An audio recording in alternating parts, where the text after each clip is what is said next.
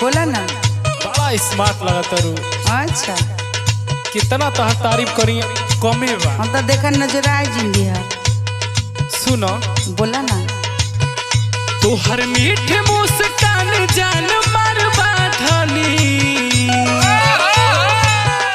तोहर मीठ मुस्कान जान मारबा धनी, जहिया हंस के बोलैबू त का होई।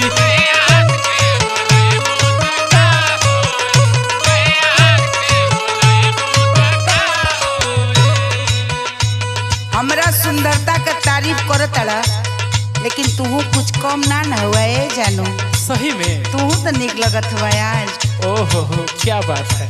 जानो तड़ा काहे? बोला। जब कचरेला मुहवा में पानी पियवा। सुना तड़ा ना? सुना तनी बोला। कितना होठ लाल बतवार। हाय हाय। ये हमरा लिपस्टिक के भी फेल कइले बा। सुना? बोला। जब कचरेला मुहवा में पान राजऊ, लागे ले ले बसाचू में जान राजऊ।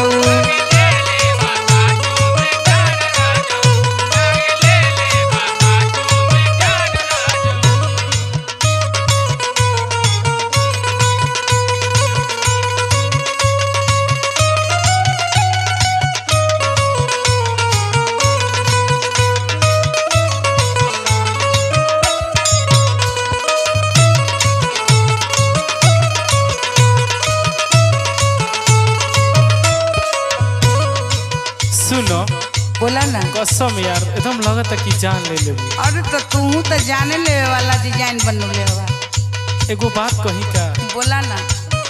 बहुत प्यार हो गइल बा तारा से, सही बताओ तनी। अच्छा तो हमार कम बा का? जवन हाल तहार बा उहे हाल हमार बा। सुनो बोला। गढ़ल विधाता बाले रूपवा कमाल हो, उठ बटे लाल दुनो से बनियन गाल हो।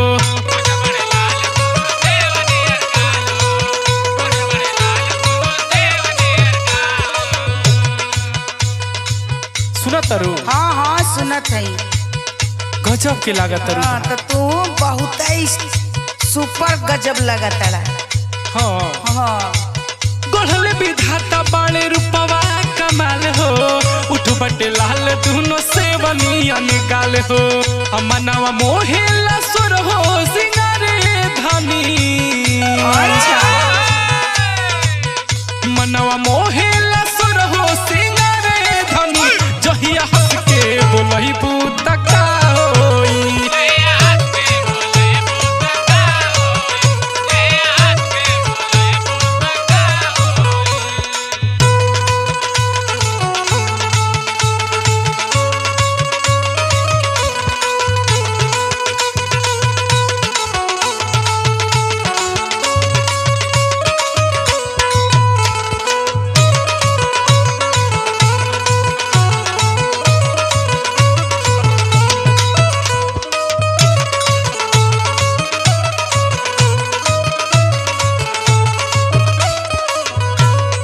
सुना।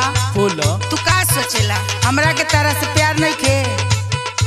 अब हमरा के तो पता नहीं थे। दिन भर में एक बार नहीं खे देखिला ना, तो हमरा के चैन ना मिलेला जी। सही में। सही में गौ की रे पहाड़ की रे। सुना। बोलो। तोहरा जुलुफिया उ करेला दीवाना, तोहरे ही फोटो हम निहारिला रोजाना। ओहो सही में। अरे हमार सोना। जे दिन तो से भेंट ना होला ना, हाँ। तो हई मोबाइल में तोहार फोटो देख के अपना दिल के तसल्ली देला। हमके तो लगला कि तोके हमार चिंता नहीं खे। अरे काहे नहीं के चिंता। तो काहे नहीं तू घरे आके माई बाबू से बात करत अड़ा? का बात करी। अब हमरा चैन नहीं खे। डर लागेला तोरा भयवा से। भयवा का करी? मारे लगी हमरा। सुना। जब कहल बा कि मियाँ बीबी राजी तो का करेगा काजी। जब हमनी का तैयार है तो का टेंशन बा? सही बात। सुना। बोलो।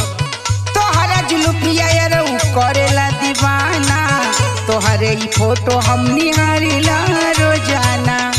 और बताई। बताओ। अब दुनिया का केउनो ताकत हमनी के जुदा ना कर सकेला।